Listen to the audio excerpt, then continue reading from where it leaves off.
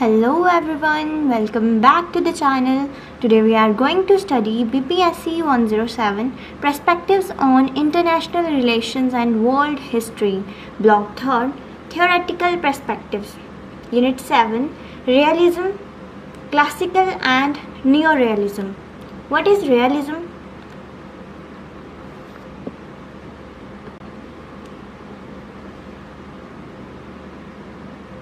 ये unit international relations की सबसे बड़ी थियोरी रियलिज्म के बारे में है। टू टाइप्स, इसके दो मेन टाइप्स होते हैं, क्लासिकल रियलिज्म और न्यू रियलिज्म। क्लासिकल रियलिज्म ये इंसान की सेल्फिश नेचर पर फोकस करता है। न्यू रियलिज्म ये पूरे इंटरनेशनल सिस्टम के स्ट्रक्चर और एनार्की बिना किसी सेंट्रल गवर्नमेंट के सिस्टम पर फोकस करता है। ठीक है, what is realism? Realism is one of the oldest and most important theories of international relation. Old theory क्या कहती है? रियलिज्म दुनिया की पॉलिटिक्स को समझाने का सबसे पुराना और पॉपुलर तरीका है। प्रैक्टिकल व्यू, ये थ्योरी आइडियल बातें नहीं करती बल्कि दुनिया जैसी है उसे वैसे ही देखती है। मेन कॉन्सेप्ट, इसका मानना है कि इंटरनेशनल लेवल पर कोई एक वर्ल्ड गवर्नमेंट नहीं है, इसीलिए हर देश को अपनी परवाह खुद करनी पड़ती है। ठीक है, It says that every country wants to protect its own national interest and increase its power. हर देश का सबसे बड़ा मकसद अपना नेशनल इंटरेस्ट बचाना होता है। अपने फ़ायदे और सुरक्षा के लिए हर कंट्री अपनी पावर जैसे मिलिट्री, इकोनॉमी, टेक्नोलॉजी को बढ़ाना चाहती है।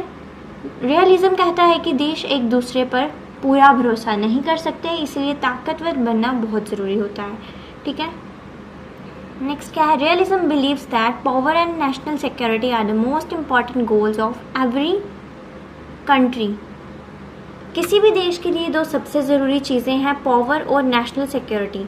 अगर किसी देश के पास पावर नहीं होगी तो उसकी सिक्योरिटी खतरे में पड़ जाएगी। दुनिया में सर्वाइव करने के लिए हर देश को खुद को हर वक्त मजबूत रखना पड़ता है। ठीक है, नेक्स्ट क्या है? Main features of realism. Power is most important. National politics में सबसे बड़ी चीज़ पावर है। जिस देश के पास ज़्यादा पावर होगी वो अपनी बात मनवा सकता है। National interest comes first. हर कंट्री सबसे पहले अपने देश के फ़ायदे के बारे में सोचती है, किसी दूसरे देश के भले के बारे में बाद में। ठीक है, countries can not fully trust each other. देश एक दूसरे पर कभी भी 100% भरोसा नहीं कर सकते। आज जो दोस्त है वो कल दुश्मन भी बन सकते हैं। Conflict and war are possible, क्योंकि कोई सेंट्रल पावर नहीं है और सब अपनी पावर बढ़ाना चाहते हैं, इसीलिए देशों के बीच लड़ाई और झगड़े होना आम बात है। Every country protects itself. इस सिस्टम में कोई किसी को बचाने नहीं आता। हर देश को अपनी सिक्योरिटी खुद रखनी पड़ती है, खुद करनी पड़ती है, जिसे सेल्फ हेल्प कहते हैं। ठीक है, नेक्स्ट क्या है? Classical realism. Human nature is selfish so conflicts happen. ठीक है, क्लासिकल रियलिज्म का मानना है कि देशों के बीच लड़ाइयाँ इसलिए होती हैं क्योंकि इंसान का स्वभाव, ह्यूमन नेचर ही सेल्फिश, लालच और घमंड से भरा होता है। देश को चलाने वाले भी इंसान हैं, इसलिए देश भी सेल्फिश तरीके से बिहेव करते हैं। ठीक है, मेन थिंकर्स थियोसिडिडीज, उन्होंने सबसे पहले पेलोपोनेशियन वॉर के दौरान पावर पॉलिटिक्स को नोटिस किया था। निकोलो मैकियावेली, उनका मानना था कि एक राजा को अपनी पावर बचाने के लिए मॉरल इमॉरल सब तरीके अपनाने पड़ते हैं।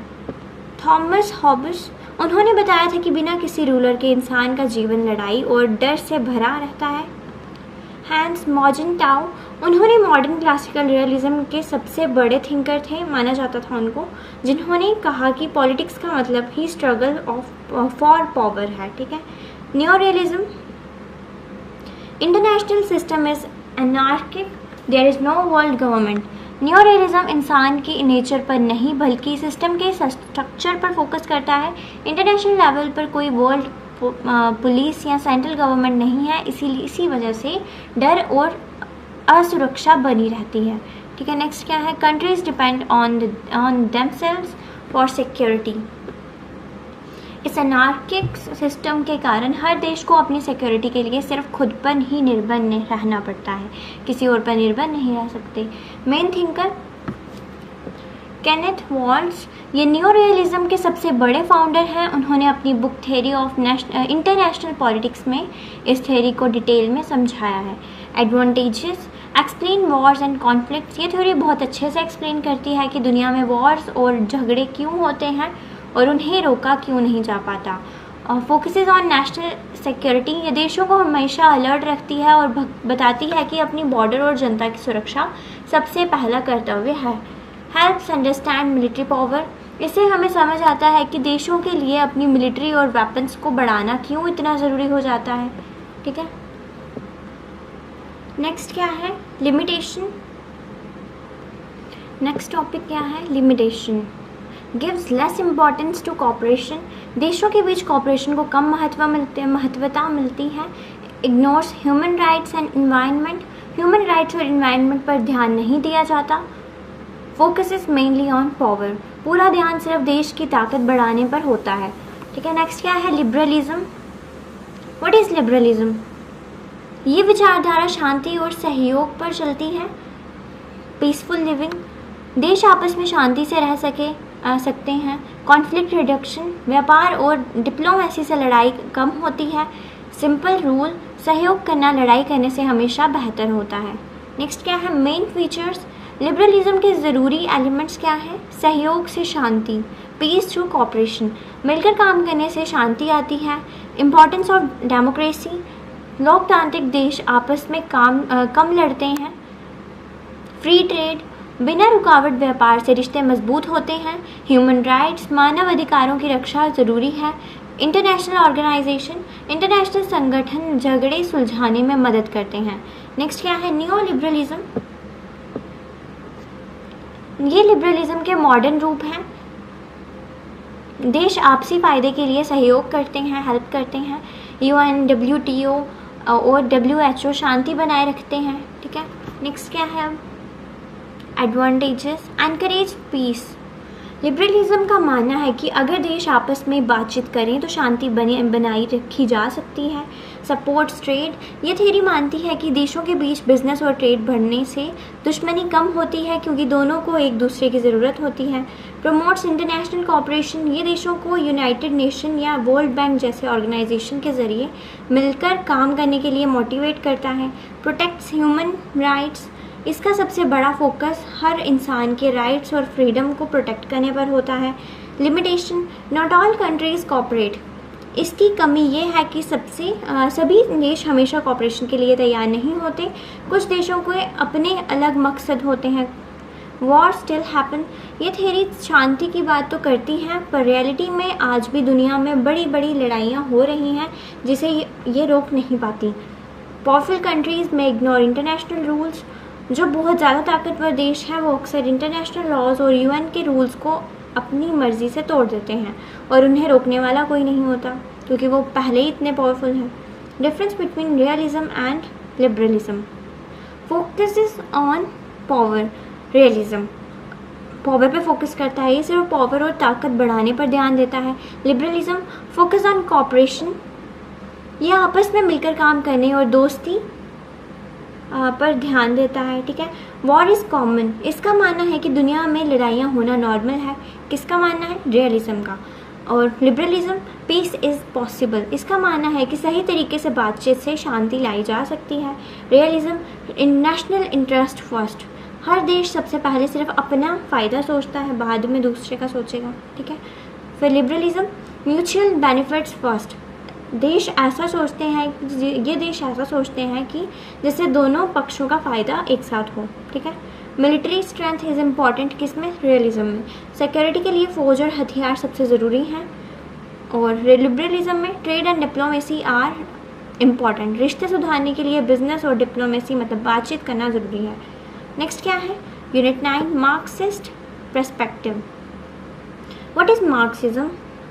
बेस्ड ऑन कार्ल मार्क्स, ये पूरी थ्योरी प्रसिद्ध थिंकर कार्ल मार्क्स के विचारों पर चलती है, उनके आइडियाज़ पर चलती है। इकोनॉमिक इनइक्वालिटी, मार्क्सिज्म का सबसे बड़ा पॉइंट यह है कि दुनिया में जितने भी झगड़े या कॉन्फ्लिक्ट्स होते हैं उनकी असली वजह पैसा और अमीर गरीब का बीच की ना बराबरी मतलब इनइक्वालिटी है। Main ideas, rich countries exploit poor countries. जैसे एक सोसाइटी में अमीर लोग गरीबों का शोषण करते हैं, वैसे ही इंटरनेशनल लेवल पर बड़े और अमीर देश छोटे और गरीब देशों का एक्सप्लॉइटेशन करते हैं, उनके रिसोर्सेज छीनकर। Capitalism creates inequality. कैपिटलिज्म की वजह से कुछ ही देशों या लोगों के पास बहुत सारा पैसा आ जाता है और बाकी दुनिया गरीब रह जाती है। Workers are often exploited. Factories और कंपनीज में काम करने वाले मजदूरों को उनकी मेहनत का सही पैसा नहीं मिलता और सारा प्रॉफिट मालिक ले जाते हैं। Economic power influences politics. जिस देश के पास सबसे ज़्यादा पैसा और रिसोर्सेज होते हैं वही पूरी दुनिया की पॉलिटिक्स और रूल्स को कंट्रोल करता है। ठीक है, नेक्स्ट क्या है की कॉन्सेप्ट? कैपिटलिज्म। इस सिस्टम में सारी इंडस्ट्रीज, फैक्ट्रीज और बिजनेसेस प्राइवेट लोगों के होते हैं। उनका मेन मकसद सिर्फ अपना प्रॉफिट कमाना होता है, चाहे मजदूरों का नुकसान ही क्यों ना हो रहा हो। सोशलिज्म ये कैपिटलिज्म का उल्टा है। इसमें देश के सारे ज़रूरी रिसोर्सेज जैसे लैंड, फैक्ट्रीज, बैंक्स पर गवर्नमेंट का कंट्रोल होता है ताकि अमीर गरीब के बीच का गैप कम किया जा सके और सबको बराबर का हक मिले। ठीक है, नेक्स्ट क्या है? Class struggle. कार्ल मार्क्स के मुताबिक पूरी हिस्ट्री अमीर और गरीब के बीच के झगड़े की कहानी है। अमीर लोग हमेशा गरीबों का शोषण करते हैं जिसकी वजह से दोनों के बीच कॉन्फ्लिक्ट होता है। Advantages explain economic inequality. ये थ्योरी बहुत अच्छे से समझाती है कि दुनिया में अमीर देश और अमीर क्यों होते जा रहे हैं और गरीब हमेशा पीछे क्यों रह जाते हैं। Support social justice. ये समाज में इक्वालिटी और हर किसी को इंसाफ मिलने इन सब की बात को जोर देती है। ठीक है, फोकसेस ऑन वर्कर्स राइट। ये फैक्ट्री के मजदूरों और लेबर क्लास के राइट्स के लिए आवाज़ उठाती है ताकि उनका एक्सप्लॉयटेशन रोका जा सके। नेक्स्ट क्या है? Limitation gives less importance to culture and religion. ये थ्योरी हर चीज़ को सिर्फ पैसे और इकनॉमी से जोड़कर देखती है। ये भूल जाती है कि नेशनलिज्म, कल्चर और रिलीजन भी देशों के बीच झगड़े या दोस्ती की बड़ी वजह हो सकती है। Does not explain all international conflicts. दुनिया की हर लड़ाई सिर्फ पैसे के लिए नहीं होती। कई बार बॉर्डर्स, ईगो और आइडियोलॉजी की वजह से भी वॉर्स होती हैं जिन्हें ये थ्योरी नहीं एक्सप्लेन कर पाई। ठीक है, नेक्स्ट क्या है? Unit 10 feminist perspective. What is feminism? Role of women in international politics. ये पर्सपेक्टिव इस बात की स्टडी करता है कि ग्लोबल पॉलिटिक्स, वॉर और डिप्लोमेसी में वुमेन का क्या रोल है और उन्हें कैसे इग्नोर किया गया है। Equal rights and opportunities. इसका साफ मानना है कि मर्द और औरत दोनों को लाइफ के हर फील्ड में बराबर के राइट्स और बराबर की अपॉर्चुनिटीज़ मिलने चाहिए। Main features gender equality. इसका सबसे पहला गोल है कि मर्द और औरत के बीच किसी भी तरह का भेदभाव ना हो और दोनों को इक्वल ट्रीटमेंट मिले।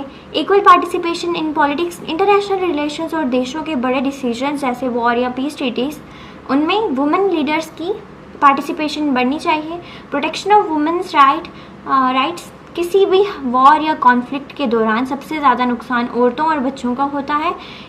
ये थ्योरी उनकी प्रोटेक्शन और ह्यूमन राइट्स पर फोकस करती है। And discrimination. समाज और पॉलिटिक्स में चल रहे मेल डोमिनेटेड माइंडसेट और भेदभाव को पूरी तरह ख़त्म करना इसका मेन टारगेट है। ठीक है, नेक्स्ट क्या है? Why is feminism important? ये सेक्शन समझाता है कि महिलाओं का अलग अलग फील्ड में क्या कंट्रीब्यूशन होता है और उनकी बात सुनना क्यों ज़रूरी है। ठीक है, women contribute to peace building. जब शांति समझौते होते हैं तो महिलाओं का शामिल होना ज़रूरी है क्योंकि वो झगड़ों को सुलझाने का एक नया और शांत तरीका लेती हैं। पॉलिटिक्स। देश चलाने और लॉज बनाने में महिलाओं की बराबरी की भागीदारी होनी चाहिए ताकि आधी आबादी के हितों का ख्याल रखा जा सके। ठीक है, इकोनॉमी। जब महिलाओं को नौकरी और बिजनेस के बराबर मौके मिलते हैं तो पूरे देश की जीडीपी और अर्थव्यवस्था मजबूत होती है। एजुकेशन। एक औरत के पढ़ने से पूरे परिवार और आने वाली जनरेशन शिक्षित होती है। डेवलपमेंट। किसी भी देश का पूरा विकास तब तक नहीं हो सकता जब तक महिलाओं को आगे बढ़ने का बराबर अवसर ना मिले। ठीक है, नेक्स्ट क्या है? एडवांटेजेस। Promotes equality. ये मर्द और औरत दोनों को हर लेवल पर बराबर समझने और ट्रीट करने की बात को बढ़ावा देता है। Protects women's right. ये domestic violence, work place harassment और भेदभाव के खिलाफ औरतों के राइट्स को प्रोटेक्ट करता है। Highlights gender issues. ये उन छुपे हुए मुद्दों को सामने लाता है जिन्हें अक्सर सोसाइटी इग्नोर कर देती है, जैसे अनइक्वल पे, एक ही काम के लिए औरतों को कम पैसे मिलना, ठीक है। नेक्स्ट क्या है, limitation, focuses mainly on gender. इस थ्योरी की कमी ये रह गई है कि ये हर प्रॉब्लम को सिर्फ जेंडर के लेंस से देखती है और बाकी चीज़ों को इग्नोर कर देती है। मे नॉट एक्सप्लेन मिलिट्री और इकोनॉमिक कॉन्फ्लिक्ट्स फुली। जब दो देशों के बीच बॉर्डर ट्रेड या मिलिट्री पावर के लिए लड़ाई होती है तो ये पर्सपेक्टिव यूज उसे पूरी तरह से एक्सप्लेन नहीं कर पाता। Unit 11, Eurocentrism and global south perspectives. What is Eurocentrism? European point of view. Eurocentrism का मतलब है पूरी दुनिया के इतिहास और पॉलिटिक्स को सिर्फ यूरोप और वेस्टर्न देशों के नज़रिए से देखना, इग्नोर्स अदर रीजन। ये सोचना कि जो यूरोप ने किया वही सब सही है और एशिया, अफ्रीका और लैटिन अमेरिका के देशों को उनके एक्सपीरियंस और हिस्ट्री को पूरी तरह से इग्नोर कर देना। Problems of Eurocentrism gives more importance to Europe. इसकी वजह से किताबों और पढ़ाई में सिर्फ यूरोप की इतिहास और उनके कामयाबियों को ज़्यादा बताया जाता और ज़्यादा बड़ा दिखाया जाता है। Ignores developing countries. ये डेवलपिंग कंट्रीज़ की प्रॉब्लम, उनके कल्चर और उनकी पुरानी तरक्की को कोई अहमियत नहीं देता। Creates unequal understanding of world history. इससे दुनिया की बाकी देशों के बारे में एक गलत और अधूरी समझ बनती है, जैसे कि बाकी दुनिया हमेशा पीछे थी और सिर्फ यूरोप ही हमेशा आगे था। What is global south? ये कॉन्सेप्ट ज्योग्राफिकल लोकेशन के बारे में नहीं है बल्कि देशों के इकोनॉमिक और पॉलिटिकल स्टेटस को दिखाता है। Includes developing countries. इसमें दुनिया के वो देश आते हैं जो अभी डेवलप हो रही हैं, मतलब डेवलपिंग हैं, या जिन पर पुराने ज़माने में राज किया गया है, ठीक है। मेन रीजन, ये देश मुख्य रूप से किन 3 बड़े इलाकों में हैं? Asia, Africa, Latin America. Example India, Brazil, south Africa, ठीक है, इन देशों में। नेक्स्ट क्या है, ग्लोबल साउथ पर्सपेक्टिव। ये नज़रिया बताता है कि इंटरनेशनल रिलेशंस को लेकर डेवलपिंग देशों की क्या सोच है। Equal voice. इसका मानना है कि दुनिया के हर फैसले में, चाहे देश छोटा हो या बड़ा हो, अमीर हो या गरीब हो, सबको बराबर बोलने और अपनी बात रखने का हक तो होना ही चाहिए। Main focus areas development. गरीबी हटाना, एजुकेशन देना और बेसिक इंफ्रास्ट्रक्चर बनाना इसका सबसे बड़ा टारगेट है। इक्वालिटी। इंटरनेशनल ऑर्गेनाइजेशन जैसे UN, IMF में वेस्टर्न देशों के दबदबा ख़त्म करके सबको बराबर का दर्जा देना। डीकोलोनाइजेशन। पुराने कॉलोनाइज्ड देशों को पूरी तरह से ज़हनी और आर्थिक आज़ादी, मतलब मेंटल और इकोनॉमिक फ्रीडम दिलाना। Fair international system. ऐसे ग्लोबल रूल्स बनाना जो सिर्फ अमीर देशों के फ़ायदे के लिए ना हो बल्कि सबके लिए बराबर हों। South cooperation. इसका मतलब है कि ग्लोबल साउथ के देश जैसे इंडिया और अफ्रीकन कंट्रीज़ आपस में एक दूसरे की मदद करें और वेस्टर्न देशों पर अपनी डिपेंडेंसी कम कर दें। Why is global south important? दुनिया की पॉलिटिक्स में ग्लोबल साउथ की अहमियत दिन ब दिन बढ़ती जा रही है क्योंकि रिप्रेजेंट्स डेवलपिंग कंट्रीज़। दुनिया की सबसे बड़ी आबादी और सबसे ज़्यादा देश इसी ग्रुप में आती हैं, इसलिए इन्हें इग्नोर नहीं किया जा सकता। Demands fair trade. ये आवाज़ उठाते हैं कि इंटरनेशनल बिजनेस के रूल्स ऐसे हों जैसे गरीब देश के किसान और मजदूर को उनका सही दाम मिले। Supports climate justice. Global warming के लिए सबसे ज़्यादा जिम्मेदार अमीर वेस्टर्न देश हैं, पर इसका सबसे बुरा असर गरीब देशों पर पड़ता है। ये पर्सपेक्टिव मांग करता है कि अमीर देश क्लाइमेट चेंज से लड़ने के लिए पैसा और टेक्नोलॉजी दें। Promotes international equality. ये पूरी दुनिया में एक बैलेंस ऑफ पावर बनाए रखने के लिए ज़रूरी है ताकि कोई एक या 2 सुपर पावर्स पूरी दुनिया को कंट्रोल ना कर सकें, ठीक है। नेक्स्ट क्या है, difference between Eurocentrism and global south, ठीक है। यूरोसेंट्रिज्म क्या है? Europe is the main focus. इसमें सारा ध्यान सिर्फ यूरोप और उसके इतिहास पर होता है। और ग्लोबल साउथ में डेवलपिंग कंट्रीज़ आर इंक्लूडेड। इसमें एशिया, अफ्रीका और लैटिन अमेरिका के डेवलपिंग देशों को शामिल किया जाता है। Western point of view point. ये पूरी दुनिया को सिर्फ वेस्टर्न देशों के चश्मे से देखता है। कौन? यूरोसेंट्रिज्म। और global south diverse view points. ये अलग अलग कल्चर्स और देशों के अलग अलग विचारों को देखता है, जगह देता है। Focus on developed countries. इसमें मेन फोकस सिर्फ अमीर और डेवलप्ड देशों की कामयाबी पर होता है, किसमें? यूरोसेंट्रिज्म में। और ग्लोबल साउथ में focus on equality and development. इसका मेन फोकस दुनिया में बराबरी मतलब इक्वालिटी लाने और गरीब देशों का विकास करने में होता है। ठीक है, नेक्स्ट क्या है, इम्पॉर्टेंट कीवर्ड्स, ये सब मैंने आपको पढ़ा दिया, ये भी आप रिवाइज कर लेना। ठीक है, आई होप आपको सब कुछ समझ आया होगा। Thank you for watching and stay tune for the next video.